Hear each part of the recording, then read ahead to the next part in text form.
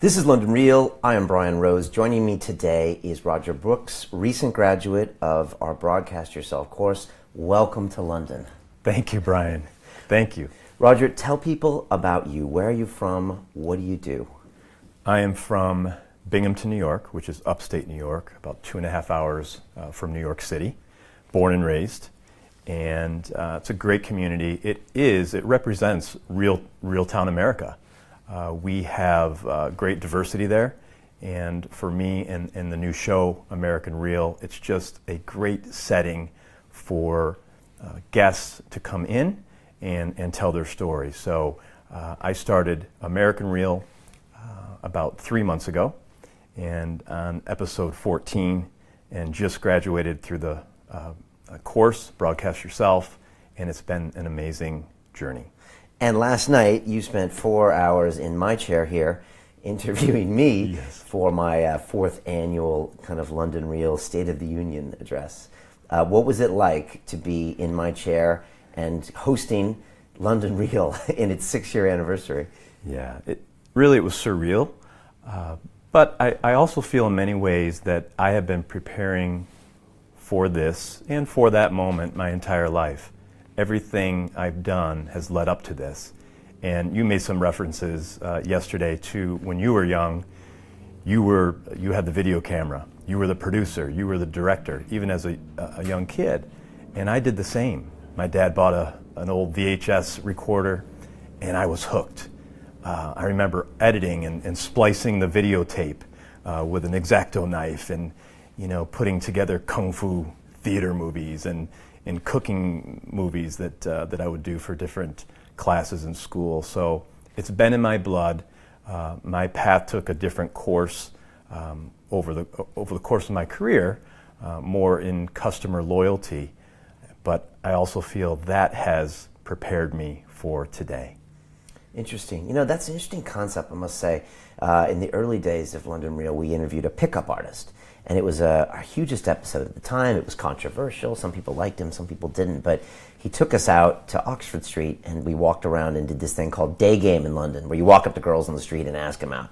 It's a very London thing, and it's a fascinating dynamic, and it's a great way to build confidence, etc. And he used to say to his students, he said, everything you've done up to this point in your life is game, and it gives you the opportunity to go ahead and do these things. So that time that you did that job and you worked through the hard times, the time you dug a ditch when it was sweltering hot, the time you made kung fu movies, the time you did customer loyalty, all brings you up to this point and gives you all these great assets to go and do things. Yes. And I'll never forget that, because there's something to that, right? Yes, there is.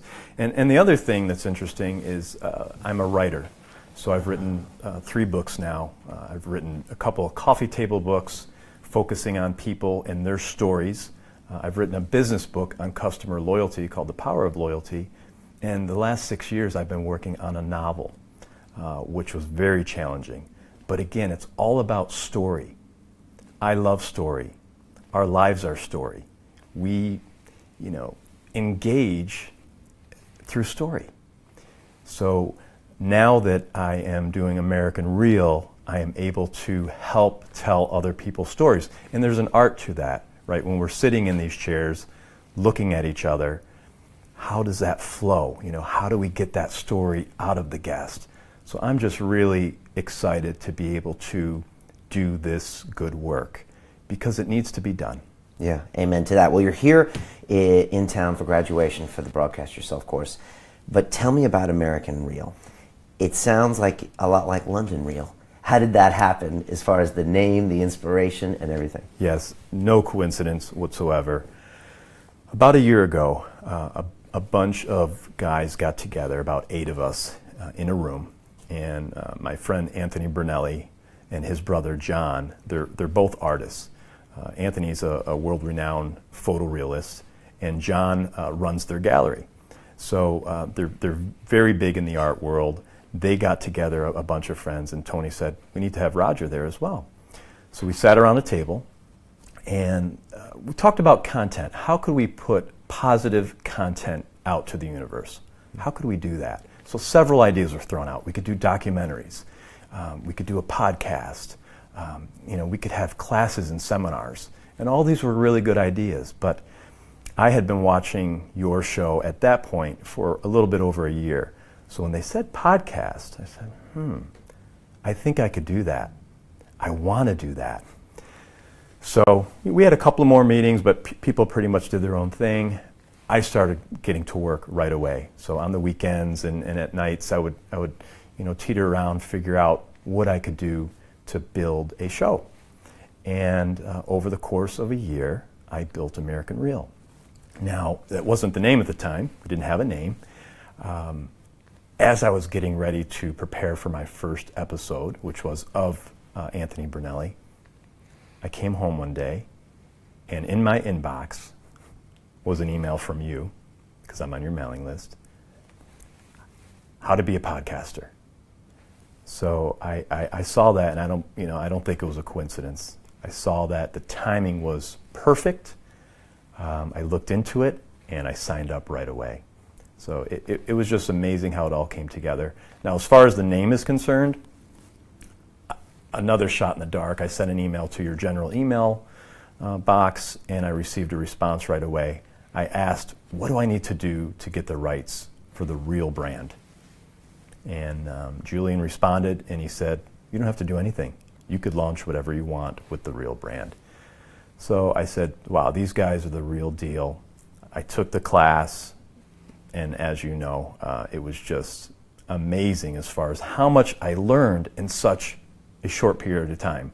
I was challenged every week, every day with all these tasks, and I took it very serious. I said to myself, I'm going to have 2 full-time jobs for this 8 weeks, and I'm going to go all out like I've never done before.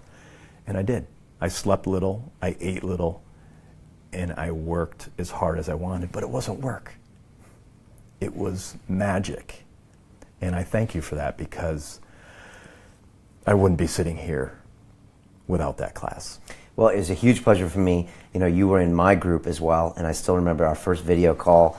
It's live on Facebook, and then boom, there's Roger Brooks. I never met you before. You're in a suit and tie, and behind you is this gorgeous set, right? And it looks almost as gorgeous as this set, maybe more in your mind. But it's got the chairs, and I'm like, wow, this guy really put the effort in to build something. Obviously you had a lot of effort. Use the name American Real, and traditionally I ask people to use cities and not countries. And I had a guy who wanted to do Nigeria Real, and I was like, let's go with Lagos. But actually, he convinced me to use Nigeria Real because he had so much passion. And so, Roger, when I saw what you were doing, and I saw one of your video trailers, that's what sold me about you, because your trailers, you put so much effort into them, and I pride ourselves in our trailers here. It's the one thing I think that makes London Real more special than any other piece of video out there, is because we put this story in a 90-second piece. And you were doing an amazing job as well. And you can tell when someone is being paid to make content and when someone puts their passion into content. That's the beautiful thing about video, is that you can make something better than if someone had $100,000 to spend on it. And that's why we can make something better than the BBC, because we give a shit, and you do too. And so I knew you were part of the family from the beginning. And so, yeah, I was trying to push you, but also you'd already kind of had the show and the idea. So why join the course? Because you could have continued doing what you were doing. I don't know if you'd be at episode 14 by now, but you could have figured it out. Why join? Yeah, look, I think we all know our strengths and weaknesses. There was a lot I did, although I researched a lot, there was a lot I did not know. I did not know how to get onto iTunes. I did not know how to interview. I mean, these were things I was learning along the way. So I just said to myself, how can I go wrong? How can I go wrong? I've been watching Brian now for a couple of years. That was my inspiration. The set was the inspiration.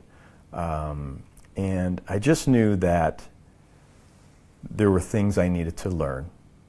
And if I could do it in 8 weeks, why not? Okay. All right. You sign up, you go all in, and boom, you're on the first live call with me. You're surrounded by 70 students from around the world. What were some of those initial impressions, those first couple of weeks? What was going through your mind? Well, I was just trying to live the moment, but also take care of every task.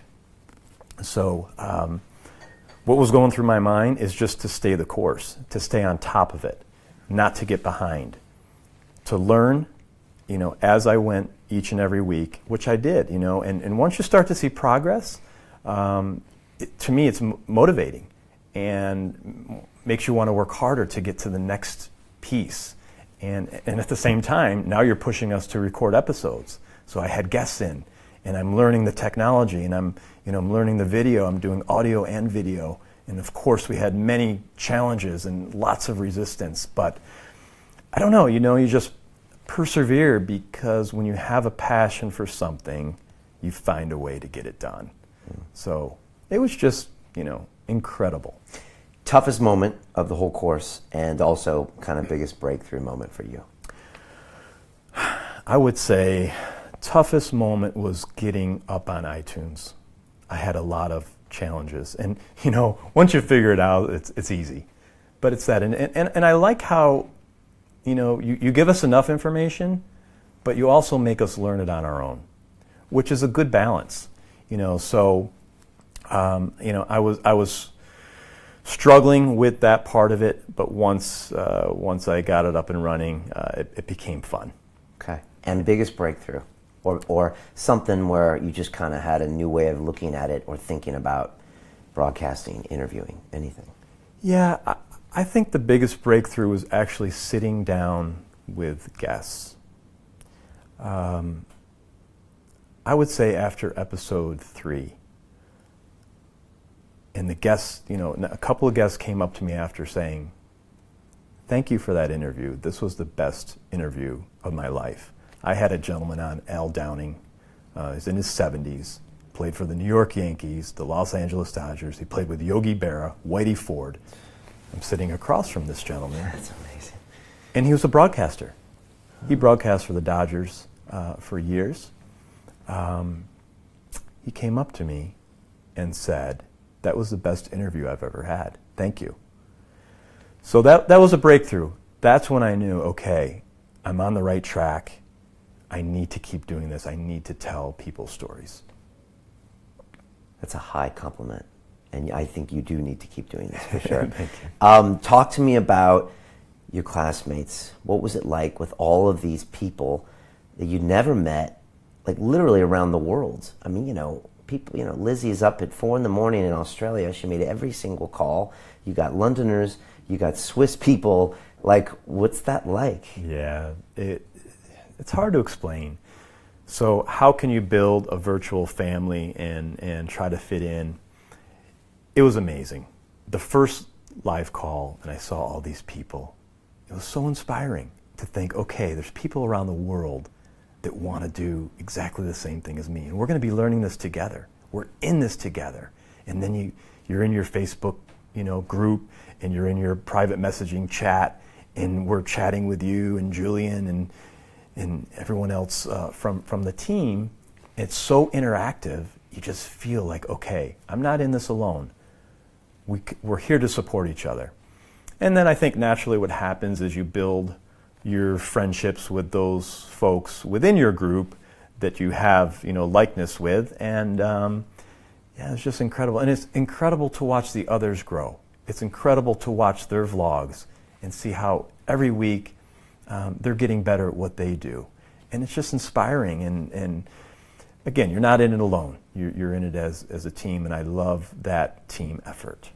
Yeah, one thing it showed me, and you showed me this, and a lot of members did, was just how empowering and enthralling and enthusing it is just to do something like that, just to have a conversation. And these people were doing a lot of times on audio only, sometimes at distance, and yet they still felt this surge of emotions, like they were on fire doing something they hadn't had that much fun in years. That's the way it felt to me. Yeah. And it just reminded me why I love doing this. And I guess you saw that in people as well, and getting through their own resistance.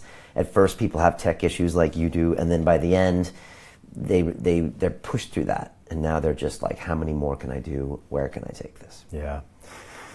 No, it was remarkable, and I would do it again 10 times over.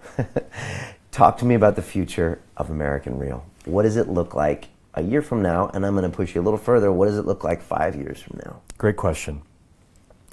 Number one, and this is something you taught us, continue to publish. So I'm very big on that, and I'm very disciplined now that I am going to have 5, 6 episodes in the can, so to speak, but continue to bring in a new guest every week. If I could get 2, I will do 2. So that's my goal, is just to stay the course, publish every week, build an audience, put out great content. That's my immediate goal. 5-year plan,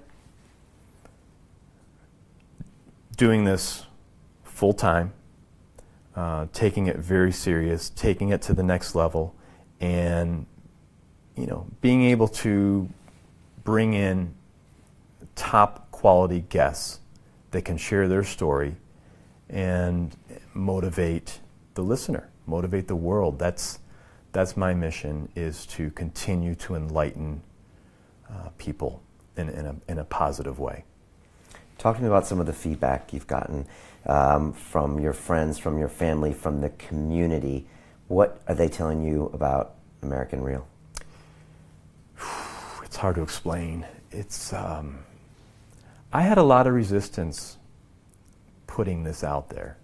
The 2 pieces of resistance I had: one, I was embarrassed. I didn't know if it would be good enough, so I didn't want to put it out to the general community. And to be frank, I was nervous to tell my coworkers. Once I did that, and that was part of the course, you helped push me through that. Once I did that, I felt such a huge sigh of relief, because I wasn't doing anything wrong or bad. I was doing something good. Yeah. So to answer your question, the feedback was incredible. I have so much support from my family, my friends, my extended family and friends. I'm overwhelmed. I got back last night after we filmed our episode, and I had dozens and dozens of messages. So it just goes to show me that the support is there, I'm on the right track, and to keep being humble and to keep working hard at what I love to do. That's all that matters. Isn't it crazy how you might not have felt that or seen that just because of that little bit of resistance? It is. And I see this all the time with our students, and it's just like they need that push, but they fear this kind of social anxiety that people are going to say bad things about them. And that keeps a lot of people, good, intelligent, smart people like you with tons of value to give to the world, from publishing. And we never know their gifts. And you pushed through it, and all of a sudden you almost broke the shell, and on the other side was all of this warmth for you. And it's like anything. I think all of it's in our heads. And not just in this. I think in life in general, we think about so many things that it's really not reality. Our reality is in our minds. Once you put something out to the universe, just let it be, and good things happen. And I'm seeing that. I'm seeing people contacting me. The company I work for, I didn't even tell you this yet. They said, "Hey, can you do a podcast for us? We'd like to have our own podcast." So it's just good. It's positive. It's good, and I think it's a good lesson. It was a great lesson for me. It's something I could teach my kids. It's something my wife and I talk about. And it's a good lesson for anyone. Don't be afraid to put yourself out there. Don't be afraid to be vulnerable, because when you do it, you'll be surprised the response that you receive. Yeah, and I always see that from everyone. Just massively surprised at what they think. And I always tell people, you're always concerned about what they will think of you. But in the reality is, most people are concerned about their own life and their own problems. Yeah. And that you really don't have time to be worrying and judging you and all of those things. So you just got to get on with it. Yeah. And the people that have done great things in this world are ones that get vulnerable, are ones that put it on the line. Whether you're, Martin Luther King or Gandhi or Conor McGregor, all those people get vulnerable. They put it on the line. Yeah. They put their stuff out there for critics. And that's why we love them, because they also do these incredible things. Yeah. So, and I'm all in. You asked what's the future. I think as far as a couple of things I've been thinking about, 5-year plan. Want to do documentaries. there's some guests that I've already had that I could see a nice documentary. That's important, to continue to put out content in a positive way, to do classes, to teach people what I know. Why not? Share that. You taught me that. You have no pride in authorship. I love that. Too many people have that pride, and I think it just prevents, growth. So that's something that I'm going to do in the future. Good. I mean, this is new media. This is the information age. You can't be proprietary about your content anymore. You have to just put out all these ideas and be you, and not try to go around and say, no, that's my idea. What you do is you build your business around execution, mentorship, inspiration, and don't worry about the other stuff. That's right. The other stuff actually helps you grow even bigger. So it's this weird mentality, but once you make the shift, you can literally 100x what you're doing out there. And it's just about not playing small-minded, and just, at the end of the day, just doing it because it needs to be done. Right. Which is great. Now, I never met you before this course, but if we were to walk outside on the sidewalk right now and bump into the Roger Brooks that didn't take this course, he still had the studio set up, you had a couple episodes in the can, how would he be different than you? Definitely not as open. I think I had, I've been, I worked hard my entire career to do the right thing. And I think that was good for the business world. But now I let go. So now I am me. I feel 100% me, and that I have nothing to hide. So the old Roger, there might have been a little bit of the front that, I was just more reserved. The new me, I'm talking to everyone. I talk to the taxi cab driver, I talk to the person at the coffee shop. I hand out my business card because I'm happy, I'm proud. And I want people to be inspired by the content. And it's not me, it's the guest. I want them to learn from the guests, as I'm learning from the guests, sitting across from them in the chair. So, yeah, the old me, not so fun. Corporate, the business. Corporate. Let's do the right personality to get the job done. That's right. Not necessarily being you. Correct. Roger, I don't know if I've met anybody in this course that embodies the ethos of London Real as much as you do. And obviously, you're going to make it your own and be yourself. But like everything you say makes me know you're going to be massively successful. And what does that mean? Successful in inspiring others and living the best life you can live, and just doing great things. And I think broadcasting makes you more human. And that's a bold statement, because why would uploading a digital audio file to iTunes make you more human? But it does. Yeah. It forces you to engage with life. It forces you to be more human, to promote other humans, to connect, to get these new ideas, to have empathy. And you're living proof of it. And I am too. Yeah. And it's hard to believe. And if you force yourself to just keep this pattern up, I'm telling you, you won't recognize who you become in 6 months and 12 months. And I'm telling you, it'll go by like this, and you're going to have 30 episodes, and then you'll have 100 episodes. And then all this stuff you're talking about will just start having a multiplier effect. And before you know it, crazy things are going to start happening to you. Well, thank you. Thank you for those kind words. You've been an inspiration. I love that this is real. It's in the name, but that's what it's all about. Real people, real stories, real conversations, and you have been the inspiration, and I thank you so much for that. Thank you, Roger. I appreciate that. I'm just doing my thing. But, when it came time to sit down for my, annual interview, a lot of names got thrown around, some people here, and, a couple of the guys said, we should do a contest, and see who wins. But I knew it needed to be Roger Brooks. And so, you had the energy, you had the ethos and the vibe, and I'm so glad you came here. It was an amazing conversation we had yesterday. So thank you so much for that. Thank you for bringing us American Real. Yes. You can have the entire country, even my home country, you can have it. You're doing all the great things there. And so I just want to say it was a real pleasure and an honor to have you on our course for Thank you. Broadcast Yourself. And, again, you're just amazing, always helping people, and just, it's a pleasure to teach. You can see how much I love teaching, especially people that are going to take it and do great things. And so, welcome to the family. I know you for a long time, Yes. and I just can't wait to see what you're going to do with the reels. And, your coffee cup game is already better than mine. Your sock game is already better than mine. And this is good. This is what we need in the world, new media, healthy competition. It's going to be fun. Good. And thanks so much for the opportunity. My pleasure. As we say on London Reel, it's about the journey. That's right. And as they say in American Reel, everyone has a story. And I wish you all the best. Stay in touch. Come back to London. And, let's make the world a better place. It's great. Thank you, Brian. Thanks, Roger. Thanks so much.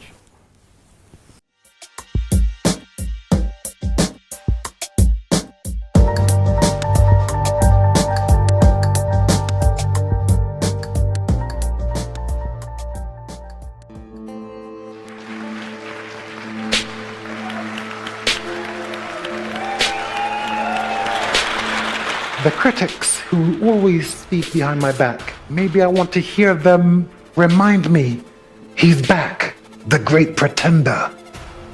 I hope this time he gets hurt. I love these guys. They give me fuel. If you want to reach your objective, you want to achieve it, you're going to have to be obsessive. You're going to have to be obsessed. Feel what you do. Feel it. If you're not feeling it, it doesn't matter. It's Chris Eubank Jr. How do you explain his prowess in the ring? Junior has that obsession, that genius, that magic. Genius is obsession, but it's in one area. You studied the sweet science for so much of your life. How do you walk away from it? Do you miss it? You can't walk away from it. I am it. And even when I dance, really I'm boxing. The credit belongs to the man who's actually in the arena, whose face is marred by dust and sweat and blood, the one who strives valiantly. What was the worst day of your life, and how has it shaped you as a human being? When I fought Nigel Benn, I stood like this. It was to mask this. The risk must be taken. That's why you are London Reelers. That's why we're here. We're tired of sitting still, watching it happening for others. Let's do it.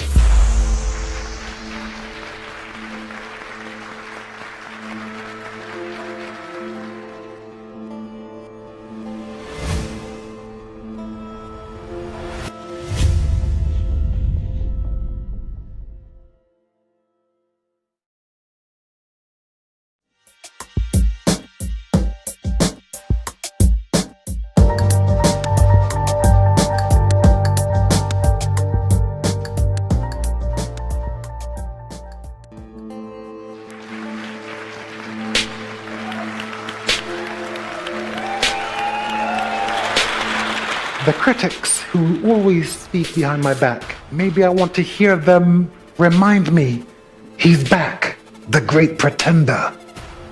I hope this time he gets hurt. I love these guys. They give me fuel. If you want to reach your objective, you want to achieve it, you're going to have to be obsessive. You're going to have to be obsessed. Feel what you do. Feel it. If you're not feeling it, it doesn't matter. It's Chris Eubank Jr. How do you explain his prowess in the ring? Junior has that obsession, that genius, that magic. Genius is obsession, but it's in one area. You studied the sweet science for so much of your life. How do you walk away from it? Do you miss it? You can't walk away from it. I am it. And even when I dance, really I'm boxing. The credit belongs to the man who's actually in the arena, whose face is marred by dust and sweat and blood, the one who strives valiantly. What was the worst day of your life, and how has it shaped you as a human being? When I fought Nigel Benn, I stood like this. It was to mask this. Risk must be taken. That's why you are London Reelers. That's why we're here. We're tired of sitting still, watching it happening for others. Let's do it.